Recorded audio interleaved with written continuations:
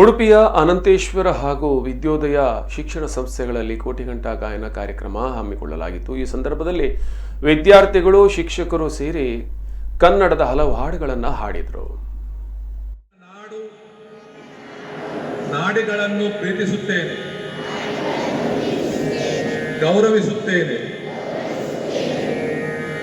ಕನ್ನಡದಲ್ಲೇ ಬರೆಯುತ್ತೇನೆ, ಕನ್ನಡ ಬಳಸುತ್ತೇನೆ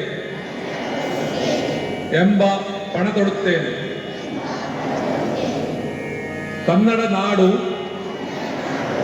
ನುಡಿ, ಸಂಸ್ಕೃತಿ ಹಾಗೂ ಪರಂಪರೆಯನ್ನು ಉಳಿಸಲು ಕಟಿಬದ್ಧನಾಗಿರುತ್ತೇನೆ. ಕನ್ನಡ ನಾಡಿನಲ್ಲಿರುವ ಕನ್ನಡೇತರ ಬಂಧುಗಳಿಗೆ